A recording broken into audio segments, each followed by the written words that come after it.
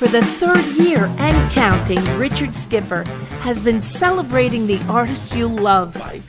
And what are some of the things that you've really run out of time? And we've got to talk about your latest. I want to go back a little bit, first of all, and celebrate a true legend.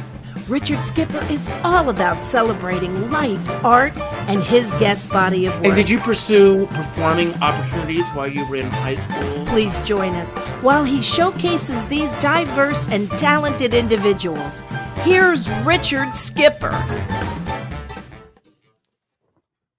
Happy Tuesday, everyone, and welcome to the latest edition of Richard Skipper Celebrates. What are you celebrating tonight? I'm all about celebrating life, art, artist, whatever we can find to celebrate, and there is a lot to celebrate. I'd like tonight to begin by celebrating my mom, who's watching from my hometown of Conway, South Carolina. Hello, Mom. I'm glad that you're here. She's got a birthday coming up next week, and that's always worth celebrating. Also, my dear friend Howard Tucker is here tonight, and I'd like to dedicate this show tonight to Howard. Howard is always sending me wonderful people to be on the show, and tonight is no exception. Boyd Melson is a very special man. He is a boxer, he's a motivational speaker, and he has also served our country. And that also is something to be acknowledged and to be celebrated. So Boyd, before I even bring you on, thank you for your service. And before I bring him on, I'm going to share a video with you. And then on the other side, we will celebrate Boyd Melson. He is a rainmaker, as you are about to see. Here he is. Everyone, Boyd Melson.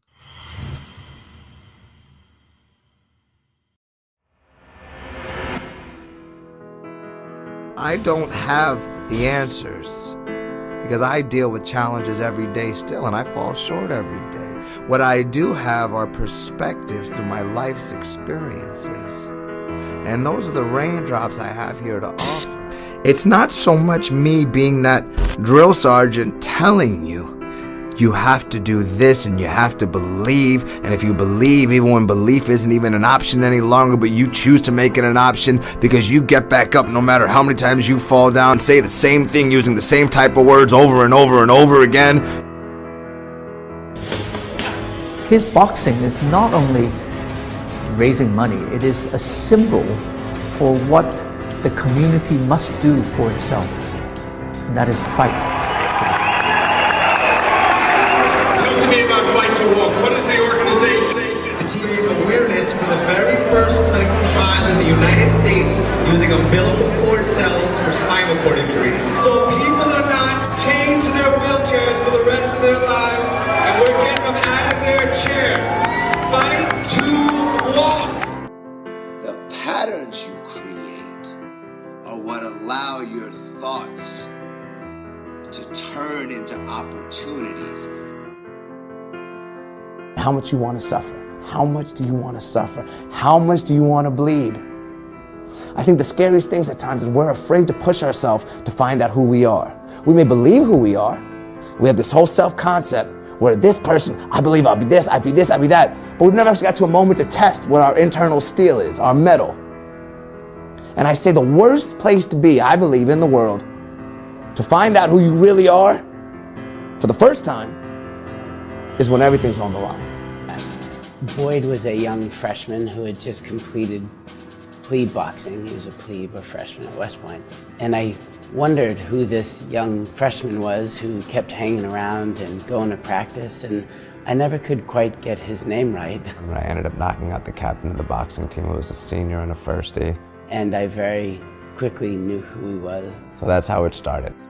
To have the vision to say, I'm going to be a professional boxer and I'm going to donate 100% of my purses to charity. That's unbelievable. What a leader of character for our nation.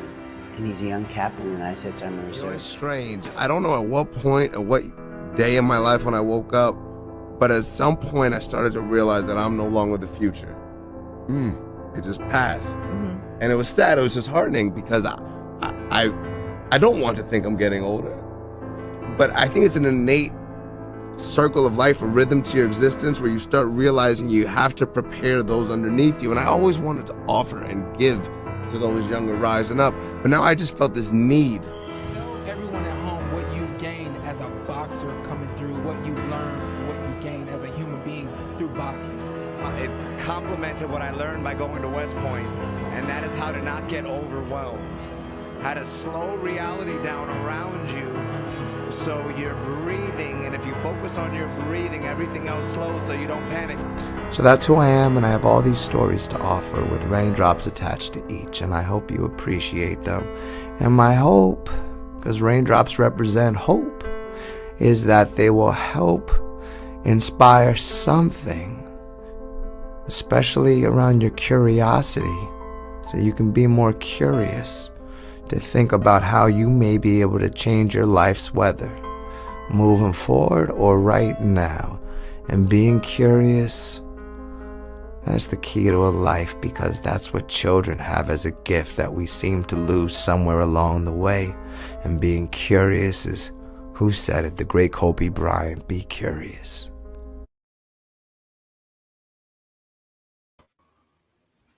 Hello, Boyd. How are you? Very happy to be here, Richard. Thank you for having me. Are other people trying to log on through other computers? Because other people are trying to log on right now, and it's going to throw off the studio. There's Karina and Annette Melson. Other people are trying to log on right now, and I don't know what's going on. It's really screwing up our studio. For those who are listening, and I take the fault for that, I thought that was the link for them to listen. No, that they should be watching through YouTube. Because what they're doing is they're logging on through the studio, and it's really throwing off. And that must have been what was happening before then. Yeah. Okay, so you want to log that off? Yeah, okay. And my mother is Annette Melson, so mommy, sign off. They should go and watch it through YouTube, just to let you know. And that would be just type Richard Skipper into YouTube. Richard Skipper. They can go to YouTube or Facebook, and they can watch it there. And that way they'll be able to watch it right on Richard Skipper Celebrates. Has Annette Melson stopped causing problems? Please tell me. I keep seeing these people logging on in the wings. Thank you for being here. So that's what's going on here. I'm like, who's in the wings tonight? As I said, right now Mercury is in retrograde, and all kinds of things are going on. I want to let everyone know that if you put in Black Diamonds Month in your comments, you will have the chance to get a free motivational speech from you. Thank you. Personalized directly from you. And I want to ask you, before we begin tonight's show, my show is all about celebrating. What are you celebrating? Well, I was going to say my mother until she just made things more difficult. Well, my mom is watching as well. So let's celebrate moms. Moms, the women in my life, my mother, my girlfriend, my sister, and I got to throw my father in there because he has Parkinson's and he's still with us. So, yeah, that's a big one. Not an easy thing to live with. So, God bless him. Well, speaking of which, and speaking of your mom, she's responsible for this right here. So that is you at 5 years old. And, pull over a little bit so that everybody can see your face now. The other way. You haven't changed a bit. You look exactly the same. Well, so, I shaved before my mother took my picture. So that's why I look so young. So, I always ask everyone before we start our shows, I ask for a 5-year-old picture, because the 5-year-old self to me is the purest self.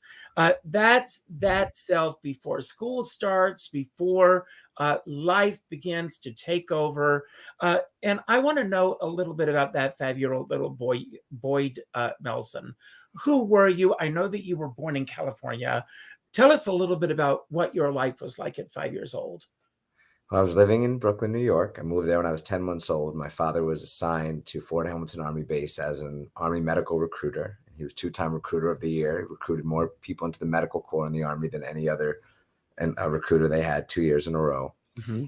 And I had an older sister, 4 years older than me. She ended up to go on to become a lawyer and a JAG officer, so a lawyer in the army, and she spent time in Iraq and Saudi Arabia, deployed. And I was 5, so I had a 1-year-old brother, and my hair was that color. My brother was fire red, and my sister was brunette. She still is brunette. And so that was an interesting dynamic, my mother would say, for the look she would get when she would take us around. And I know myself, I was very physical as a child. As a result, I was always able to hang out with my sister's older friends because they'd horse around and throw me around, and I always came back for more. I loved it. I don't remember my compassion at that age. I just remember a moment of it that my mother has gone on to share time and time again with me, and different moments inspire her to bring this up to me over the years. That we were walking through Manhattan when I was 5 years old, and 5 is the age. And I was walking, and she looked down. I was a few steps behind her, and I had my hands covering my eyes.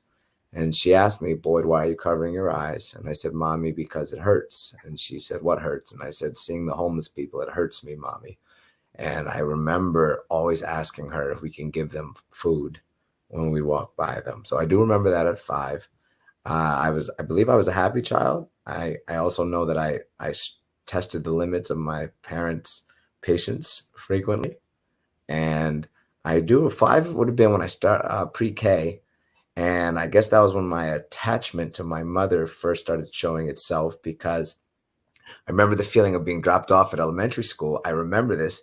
And when I got out of the car, I remember realizing that I think I'm going to a place that I'm not allowed to come back to home from during the day. And I started getting this feeling in my tummy. And we got to You the thought that you were actually being taken away from your mom.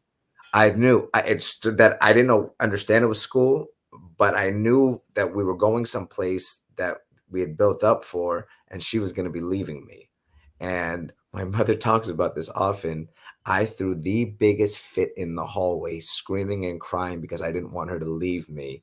So much to the extent that other mothers, especially one mother specific, one of my childhood best friends to present day, commented on how much I was crying. And I remember holding on to her and not wanting her to leave. And I remember the fit. It was an episode of my life so pronounced that even to this day, I remember that feeling in my stomach, and it was horrendous. And it's interesting because I grew up looking like my father much more, and I have his colors, but my facial structures changed more to look more like my mother's. And I have a closeness with my mother that's different than my brother and sister have. It's probably a best way we define it as we have a friendship.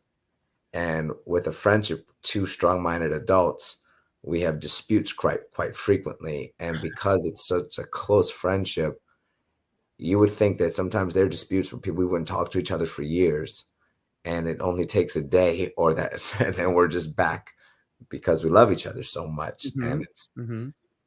And I usually say the things that are not so nice, and she just takes them. And I'm trying to do better at that when I start feeling like I'm not being heard. But she takes them, and she always welcomes me back. And it's kind of taught me what's pretty amazing relationship wise for a man who's dating a woman. It's pretty unfair what we do to a woman or any partner. If you think about it that way, a partner, we ask them to love us the way our mothers have and forgive us and accept us and always be there. Yet they didn't make us.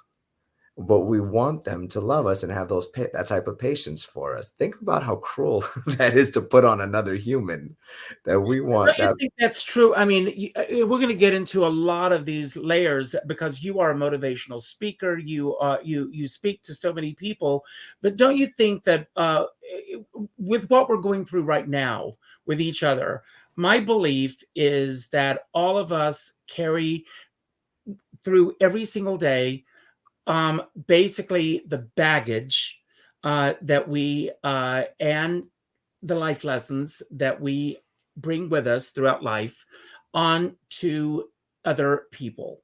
And it's not necessarily what they are going through. So we are basically getting into their path and bringing with us our life lessons, and they're not necessarily experiencing the same life lessons that we are. No, whatsoever. You hit it right on the head. And it's funny because with my friendship with my mother, now I say I turned 40 this last year. You're I a say, baby. Mom, I'm a full adult now. Like I'm actually like I'm a man. And I have a whole life's worth of trauma and things that trigger it that you weren't with me during because I've been out of the house for so long. And there are certain things that not to your fault, but I get triggered, and then you have to be the punching bag at times. And I say it's not fair. And what I've learned to try to do is I'm doing much better in catching it in real time. And I do this with my girlfriend, where as it's happening, I'll be aware that I just was triggered. And I'll say to them, I'm letting you know that right now I'm aware it's what you're experiencing is not a result of something you did. Meaning it's not, you don't deserve how I'm reacting. I just got triggered and it's happening and I need you to forgive me, please. And I'm aware I'm speaking in a way that I shouldn't. And I apologize and I love you, but I'm still feeling this right now and it's real. And you happen to be the heavy bag in front of me when somebody just put these gloves up, when something you said laced my gloves up. And it's not your fault. And it helps when I say that. I know my mother will attest, I know my girlfriend, when my girlfriend does it too. Back to me shows, and that's part of the reason why we sync so much, because she's been alive 32 years, I've been alive 40 years. We have a whole life, and then you put two people in a confined space and expect them to cohabitate, and it's not fair if you think about it. It's like cruel to put that on, but if when you fall in love, that's what happens. And I don't think when I say fall in love, it's being in a space of love. It doesn't have to be romantic. When I'm in a state of love with my parents, with my dog, with our dog, with Katrina. And that is one of the things I hold on to. And I think when someone could understand it, that concept, we're in a state of love, we're in that state. It doesn't have to be romantic. It can, I think best friends are in love in that state with one another. It's like true pure love where you accept every part of them. Wow. Absolutely. That's incredible. And I mean, and these boxing metaphors that you use with all of that. And I want to get to that as well with, because I mean, your history as a boxer, and you would think that with all of that, but I love the fact that you've taken that world, which from an outsider's point of view, and please forgive me. Oh, you're right. I get it. Yes. But from an outsider's point of view, it's a world of, from my point of view, almost a violent act that you see in the boxing ring, and yet you've taken what you do and you've turned it into such a positive, and all the money that you've made from your prize money and everything, you've given to spinal cord injury and everything. What was it that took you to that point? I believe I'm introspective. I believe I am.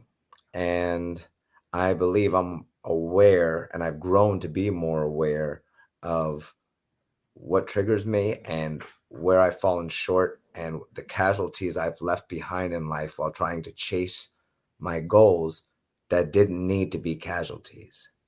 And I've learned how to become vulnerable more because it was thrust upon me in a sport, in a ring, where you have somebody physically trying to harm you, and there's always that right person that knows how to break through all of your armor in that ring, your swag, your skill set, your hand speed. If you have faster hands, but they have timing, they can catch you as you're going. If you're great at moving, but they're better at cutting off the ring, and all of a sudden you have to learn about yourself. And so since I have faced that vulnerability in the ring, it made it easier for me to transcend that into life because I've learned about myself. And my coach used to tell me the truest way to learn about yourself is to fail at something physically, because that's when you start having to make compromises where you think, if I keep going, I feel like I'm going to die. Like people say it all the time. I was running so hard and I thought like I was going to, if I didn't stop, I was about to die. you weren't really about to die, but in your mind you were. So you make those compromises, so you learn your limitations a lot better. Then you learn what happens if you keep pushing through that. So you learn how to suffer, and you learn how to be comfortable in a space where your body's taxed, to learn that I can, if I just make it to the next moment, this one will pass, but I have to get to that next moment. So it opened up my sensitivity towards those in life being dealt with things that perhaps they didn't ask for. Some did ask for it, but especially those that didn't ask for it, such as having a propensity to become a drug addict, which probably happened from something in their childhood that they didn't ask for, and they didn't have a way to culture and nurture themselves through it.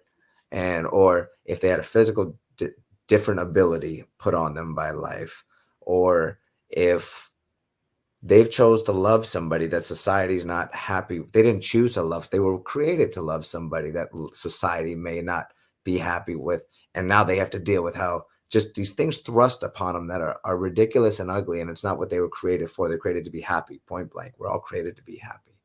And so I found a way to use my vulnerability and to allow others to feel safe around me. And I've come to learn that all we ever really want is to feel safe. And once we feel safe, we don't feel judged, we feel welcomed, we feel important, we feel that somebody wants to listen to us. You have this open trust, kind of like how a person always feels around their mother, or should feel. And then you'd be surprised how you connect with somebody. So whatever challenge they were dealing with, I found ways to connect connected through an emotion, and usually vulnerability was the way. And I've learned, when you look at who do we seem to feel defenseless around? Dogs, animals, pets at home, not all that, not tigers, but yeah, pets at home. Sometimes And they are. sometimes they are, agreed. And so your pets, people with different abilities. I don't like using the word different disabilities or different abilities, or children, because there's no threat. And the biggest thing, I used to believe that the most important thing was to feel seen, or feel seen or be heard. And I've since transitioned from that, where I believe what the precursor is, you want to know that what you're seeing and what you're hearing is real, because when you know that's real, you know how to react. And if you know how to react, you feel safe. And I use the analogy always, if you take somebody and you say, I'll let you be in a room where there are 100 people and all of them are criminals, or I'll let you be in a room where there are 100 people, 50 are criminals, 50 are not. Which room do you want to be in? You may think the half and half, because maybe I can roll the dice, but you're going to be wondering with each person you go in there with, should I trust this person? That can drive you crazy. You know how to behave when you're around everyone, because you know what you're seeing is real. And so around dogs and animals, especially animals and children, there's no threat. It's real. That emotion that they're putting out is real. Well, when us humans, adults, see each other cry, like, it just drops you, because that's real emotion coming out. There's nothing else. They break down to their childhood state, and it draws this compassion from you, because everyone can relate to crying. Everyone can relate to, you just have to live, and you can relate to pain. And I just have to know that when you're seeing it, it's real. And nothing seems to do it than like seeing tears, or somebody asking, I need help. That's a big, I need help, and coming with that genuineness behind it. And I found that the groups I was working with, by being vulnerable all the time, those were groups that usually had walls up, because they were afraid of being judged, and they felt that maybe no one could understand them unless they were going through it also. And I wasn't trying. I would always say, I don't know what you're going through, but I do understand pain. And I can talk to you about my pain and who I've hurt. And all of a sudden, when I open up, and I may not be afflicted with what they're afflicted, so I'm an outsider, but when I connect through an emotion with them, it creates that safety, and they feel warmer to open up. And I've had this happen for some time now in my life. And boxing seems to be, because it's survival. It's actually, everybody can fight in one form or another. There's different levels. Everybody, there's no basketball. There's no, you have hands, it's survival. Everybody, even so you can understand that. And the life experience, there's probably no sport that parallels that, the emotion. And for example, the rest period in a rite, you have a 1 minute rest period. You have a minute to go down, step away from the chaos and breathe. Breathe, relax your heart. And during that minute, you need to forget what just happened because you can't change it. And that bell is going to ring again to bring you back into the present of you're still in the experience of a fight. And if you're still focused on what just happened, it's going to be a long next 3 minutes for you until Wow. you get that next I've break. never thought about that before. That's life.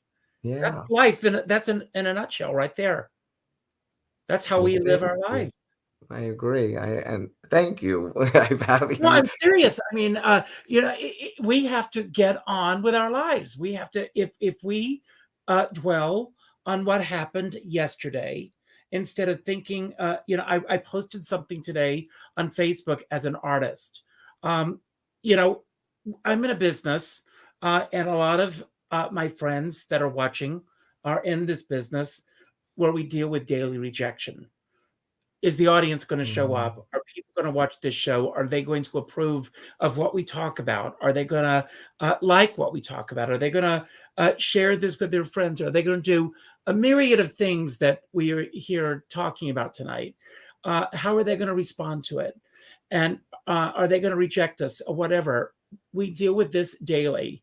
And then when this show is over, I wrap it up in a nice little ribbon, hope that people have accepted it, and then we move on to the next one.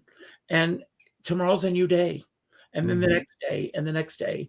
And if we dwell on what did not go right in today's day, we're never going to get on with our lives.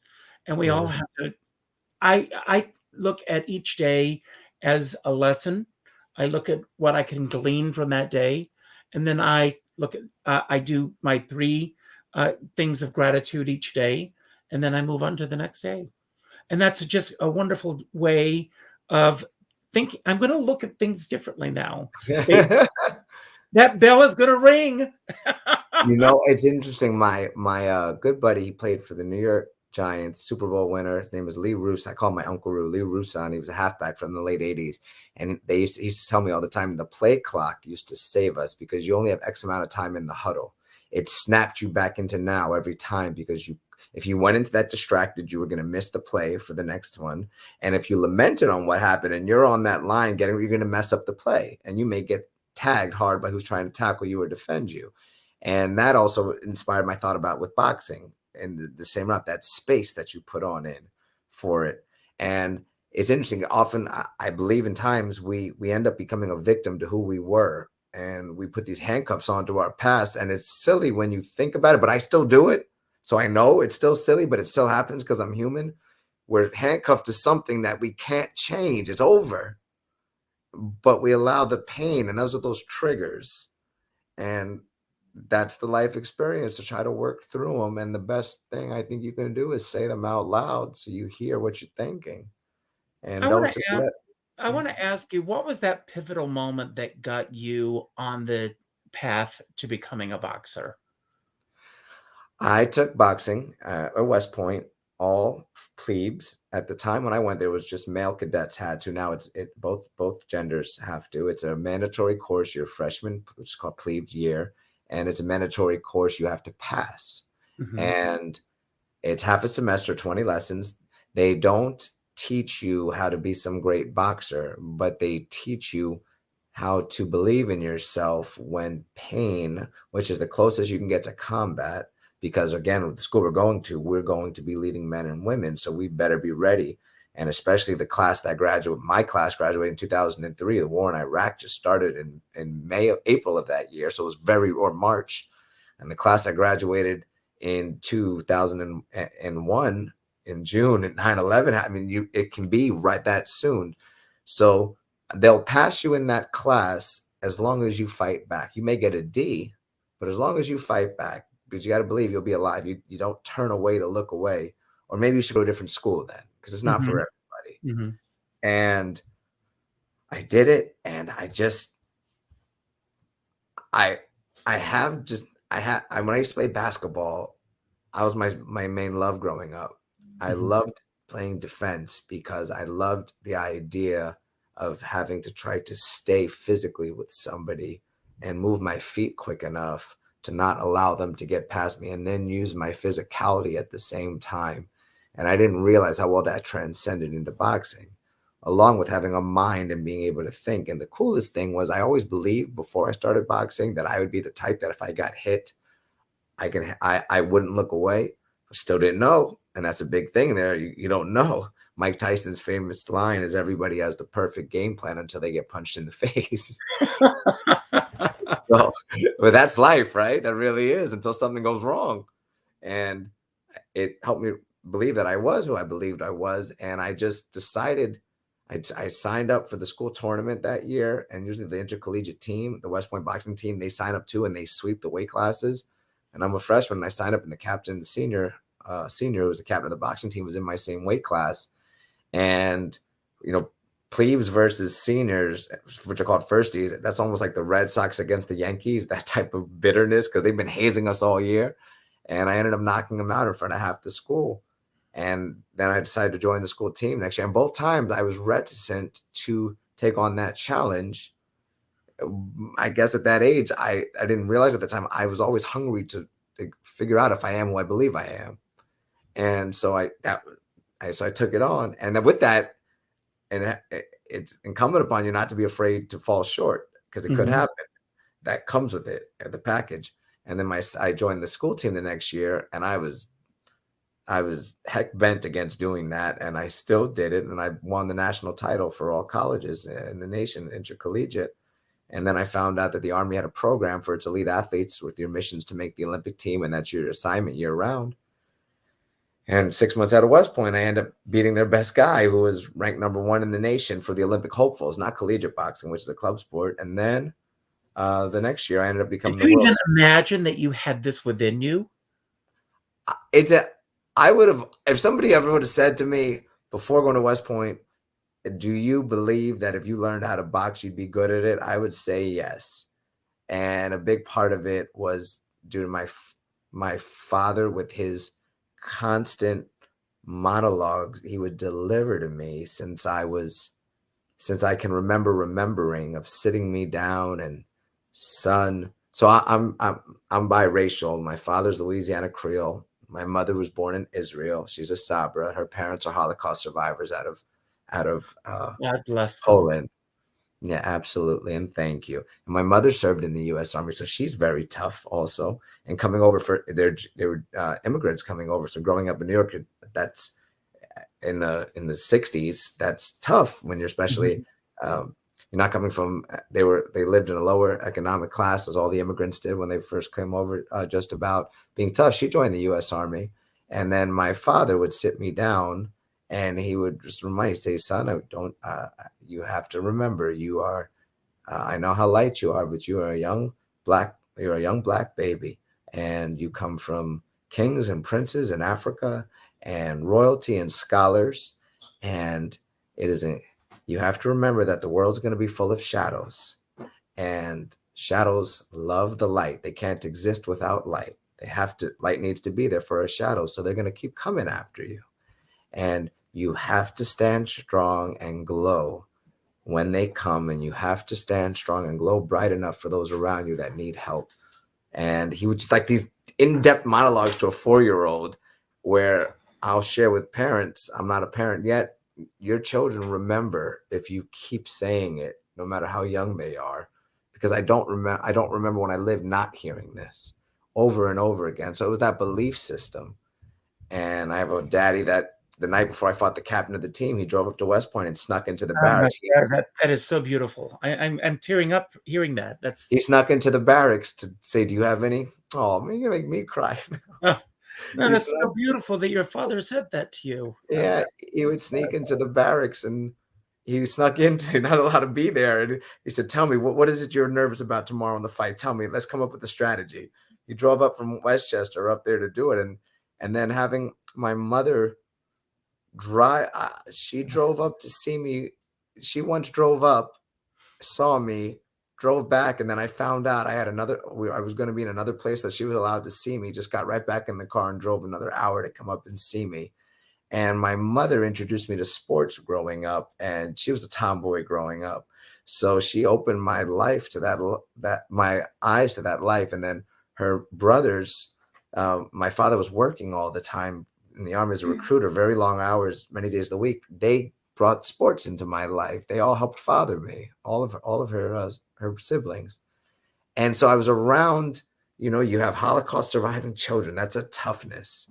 And then my father, he was born in Louisiana, but then grew up in Compton in the 60s. And my father, Oh my God. his parents were around like Beyonce's complexion. He came out my complexion. And growing up in that area, being as light as I am, he had to fight all the time. So coming from such pain on both sides and toughness, mental toughness, and belief in yourself, it doesn't surprise me now looking back why my mind was prepared for that life already. I didn't have the technical skill yet, but my mind was in my belief. But I think the thing I loved the most when I would be in the ring was that gave me a chance to allow people to see a sport from outside that looks so violent. And it's not my personality to be angry. So I would come smiling, giving hugs to everybody. I wish my opponent good luck. Don't get hurt when we touch gloves. But no, I'd say be safe. Muhammad Ali. It's like when you see Muhammad Ali, you see this man who had so much love in him, and was so spiritual and everything. And then he got in the ring, and he did what he had to do in the ring. Mm-hmm. You know? I agree. And I love that I got to compete with myself. Yes. So I'm a big believer in that. If I ever lost, I'm not going to be mad at my opponent. I allowed that to happen. And that's another big philosophy I have with allowing things.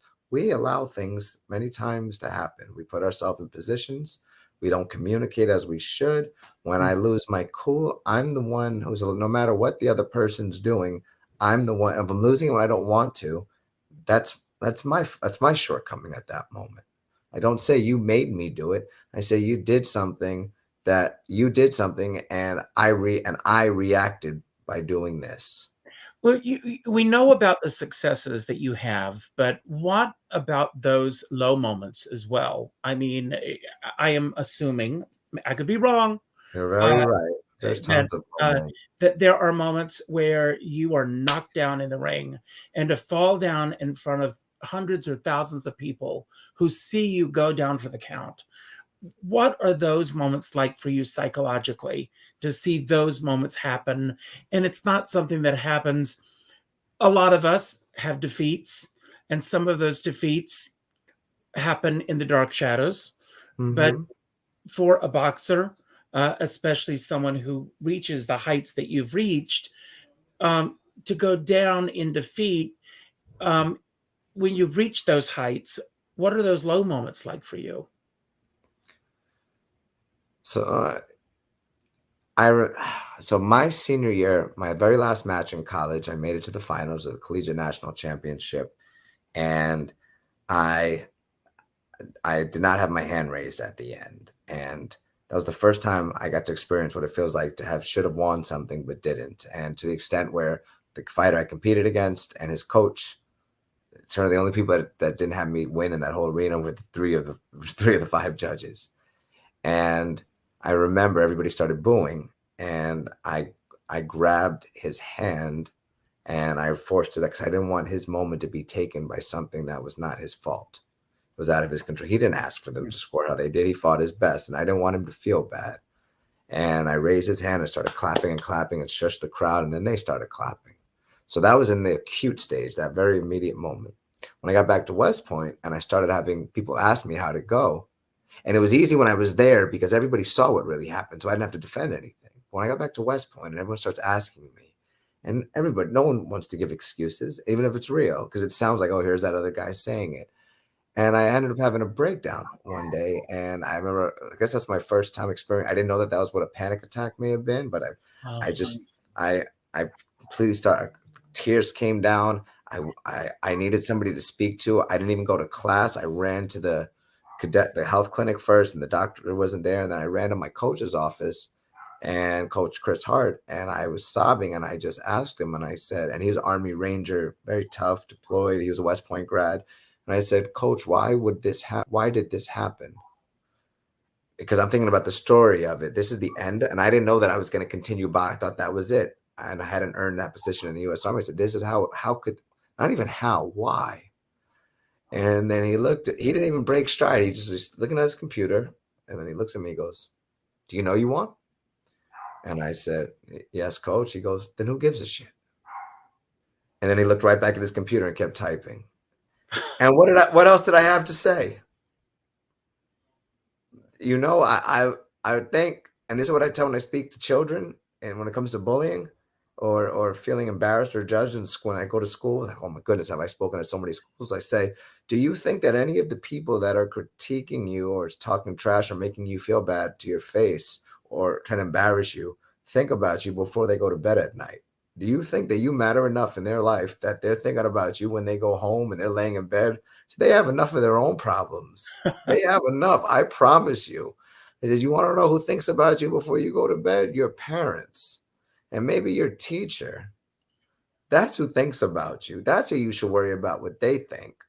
Don't worry about the people who are, the comment section of your life, the fans that never actually showed up to practice to see why you do what you do and how you do it. They buy a ticket to the game and then they get a snapshot of a moment of your life and then just critique and critique. I know it's embarrassing, but you know what? I'll just walk into the next room where nobody knows you and then the moment's over. And that helped me a lot with that. And when you've fallen short enough, it gets easier. It doesn't get easier, the concept of losing, but it gets easier in understanding the idea of let me just move forward because I'll have another opportunity at something. And if you handcuff yourself to that past, you'll block your own opportunities coming forward because you'll be afraid. Absolutely. And I'm glad that you said that because, my grandmother used to say to me, what people think of you is none of your business. And, and it goes along the same lines that sometimes, something will get under your skin or something and you obsess over it and you obsess over it and you obsess over it. And chances are those people who have made a nasty comment or a criticism of you or something have never given it a second thought. You're right. But again, I want to talk about the motivational work that you're doing and the fact that you've taken all of this that you've learned, all of these life lessons and everything, and you're putting it out there. And I love that you call yourself the Rain Man. And Rainmaker, the Rainmaker, and that you're taking this out there and you're putting it out there. How did you come up with this concept, and how are you putting it out there in the world right now? Have you ever seen the movie The Power of One? Yes. Do you remember young PK, what Morgan Freeman gave him as a nickname when he was in the prison with them? All the tribes would go by and they'd say Yezulu, and he would always say why. He asked him when he was middle-aged, before he became Stephen Dorff at the end. He said, why do they keep saying that when they see me? What does it mean? He goes, it's the Rainmaker. And they said, what does that mean? He said, well, when you're around, the myth of the Rainmaker, when you're around, the tribes don't argue anymore. They don't yell, they don't fight, and you treat everyone the same. And when you're around, things get cooled down. The Rainmaker cools things down. The Rainmaker brings hope. And I was told by someone in my life once that when I showed her that, she told me that you're the Rainmaker. And then when I decided to box, the initial catalyst was for spinal cord injuries, but that turned out to be just the seed that turned into a tree that blossomed into much more than just for spinal cord injuries. And that the album that I released, I don't know if you've heard it yet or not. It's my first motivational speaking music album. And it is on Spotify and Apple Music and Amazon and iTunes. The title of the album is Raindrops, Changing Your Life's Weather. And that falls in the idea with the raindrop. I say the raindrops have different, changing your weather, not your life's, but your weather. Raindrops have different purposes. And sometimes when you can get hit by a drop so hard that's the moment, like the aha moment from Coming to America, where it hits you, that light bulb. This is what I need to do with my life to change. And sometimes it takes a few of them to trickle and trickle and trickle before you finally get it. It's like little little signs coming at you. And then other times your life is weighing on you so heavy that you're not looking for anything to give you any guidance. You just want a moment of peace. And that's when it gets really hot in your life. And that raindrop sometimes is that moment. That's that hug. That's that smile, that warmth from a stranger. That's that raindrop. And all of those can help impact your life and its weather. So my album, it's 10 tracks, 42.5 minutes. There's the intro and the outro, and there are 8 raindrops in between. And I evoke great emotion. I have different stories that I tell, and I attach a raindrop to it. And there's music. It's pretty cool. And I think I think Dr. King, this isn't verbatim, but he had once said, recognizing there's a problem and you possibly can help solve it, but you don't, helps make, or it can add value to it so it improves the problem, makes you part of the problem. Mm-hmm. And I don't believe this life I've lived has happened by chance. And shame on me to be affected by so many things happening in this world that maybe don't necessarily impact my immediate life. Eventually they will, but maybe not at this moment. But knowing that since it's impacting me and I have the ability to hopefully drop a raindrop or one at a time, and that may turn into a storm or not, and I don't do it, then that makes me just as guilty of the people that live life in the comment section of others and don't do anything to try to change it. Well, you're going to drop another raindrop tonight, hopefully for someone to hear, because you're going to give away this motivational gift. And everyone, you've got to type it in exactly as it is here, hashtag Black Diamonds Month. And I'll explain what this means. This entire month is Black Diamonds Month because the founder of Black Diamonds Month, she was going for a walk and she found these rocks and she said they looked like black diamonds. And I think of all of the people that I've had the good fortune of being able to, I don't like to think of them as interviews as much as conversations that I've had on this show, I think of as black diamonds because they're all unique in terms of the stories that they have to tell.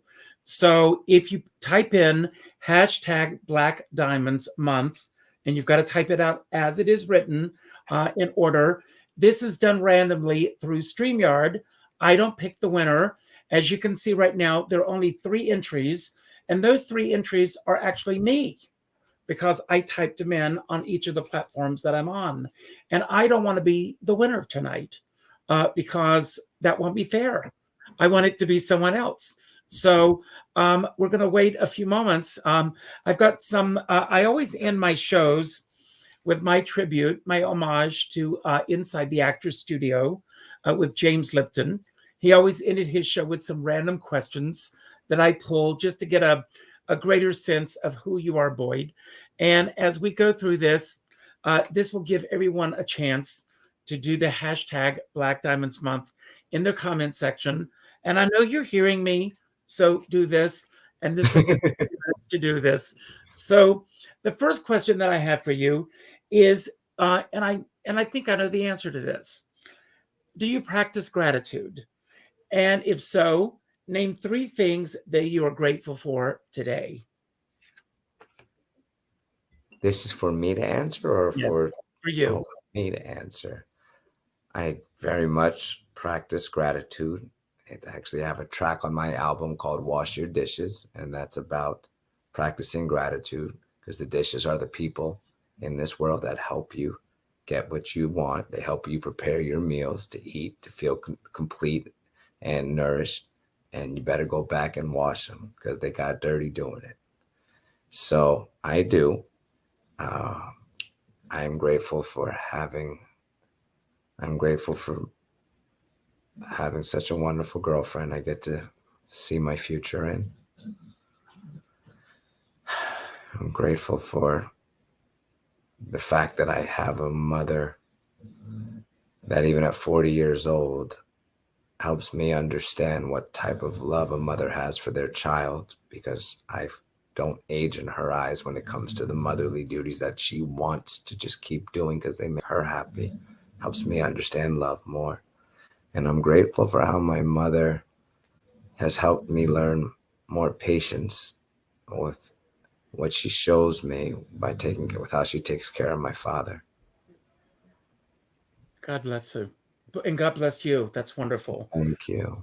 And again, these questions are questions that I wrote down randomly today, but again, I think we already know the answers to many of these. The next question is, what do you think is your purpose in life at this point in your life?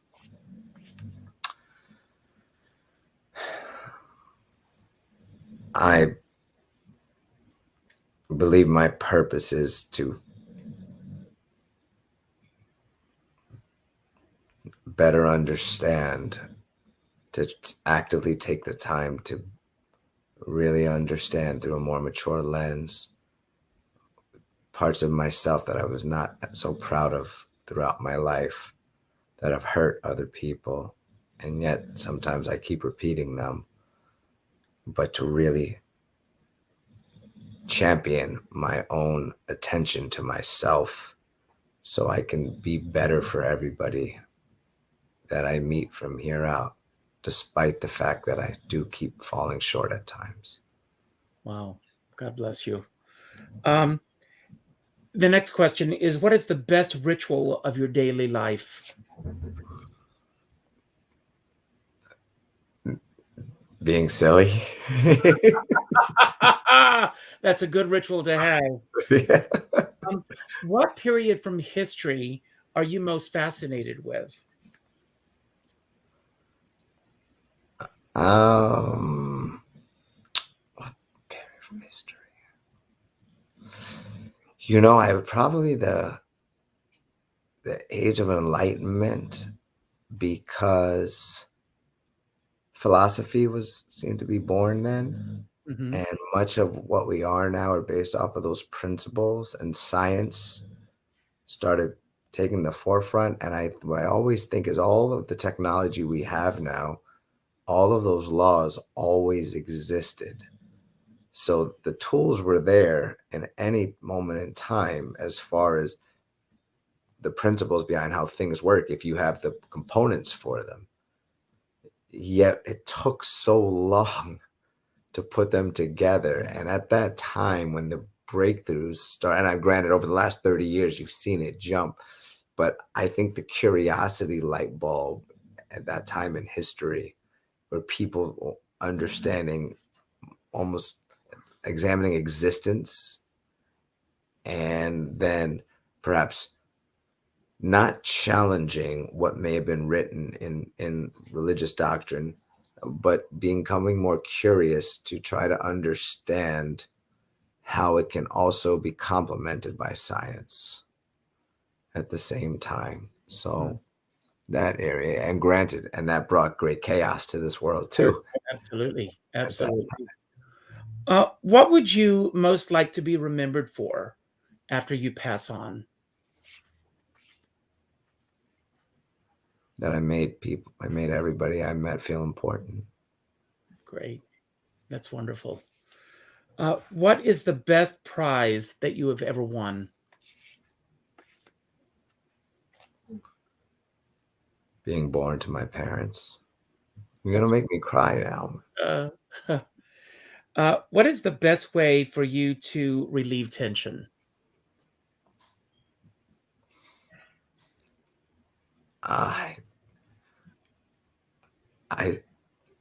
I listen to music that I have emotional connections with, to times that I was some of my favorite memories, and I'm able to be in that space, and it creates a happiness for me.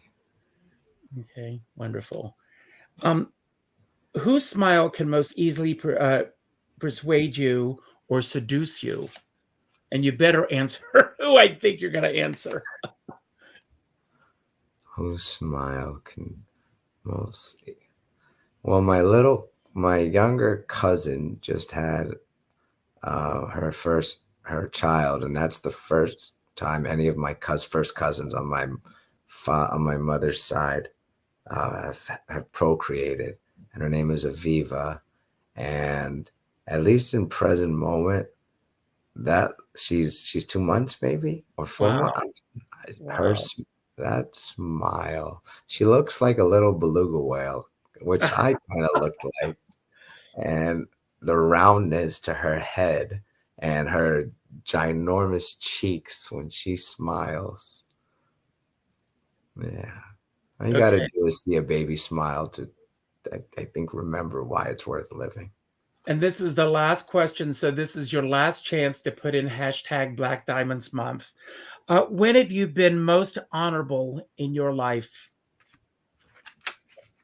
Honorable. Yes.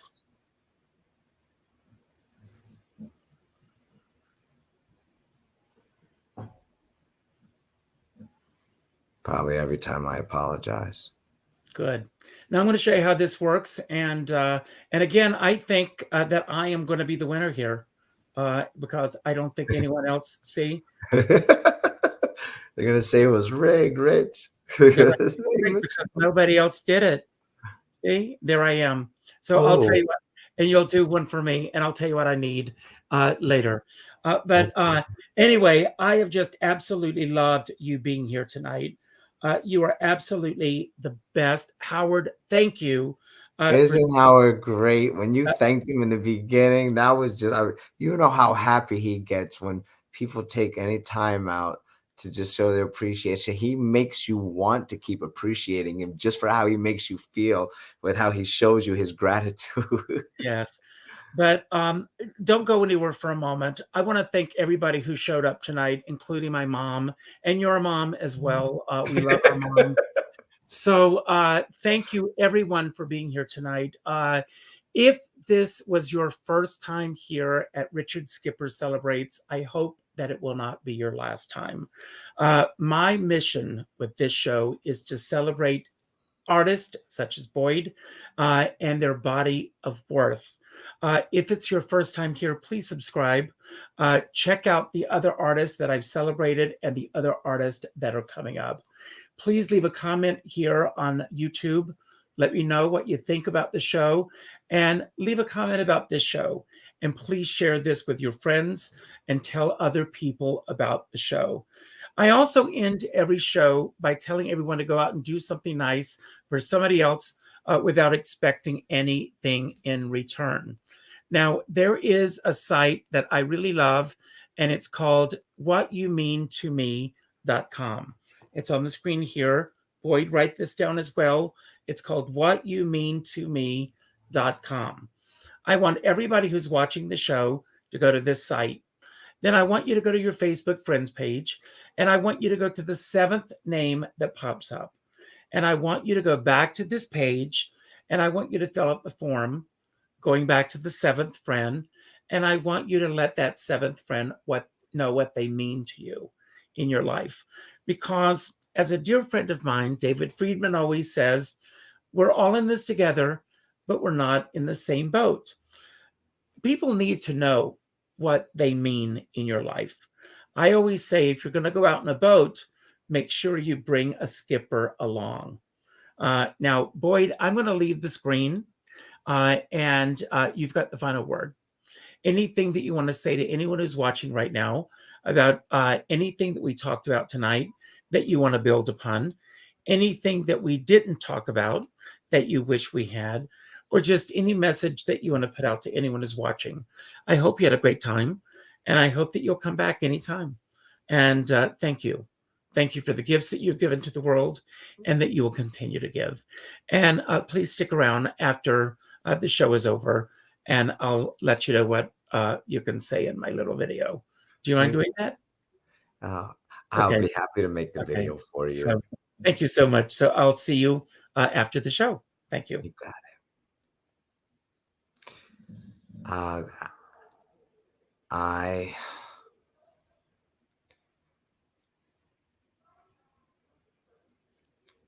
It's very easy to smile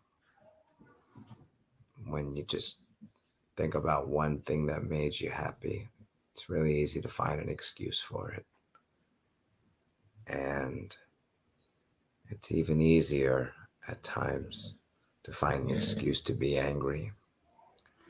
But I think what you'll find is we're not intended to be angry. So it becomes work. And remaining angry is like drinking poison, hoping that it will hurt the person you're angry at, even though you're the one drinking it. And I ask you, think about when you're alone what the thing is that you have to always be happy about that trumps everything. Everything. And practice thinking about it because it's always there. So it's your choice not to allow that to be the thing you fall back on when life gets very, very, very hot. Find that raindrop and you hold it like a mother holding their baby. That's what I have for you. Thank you.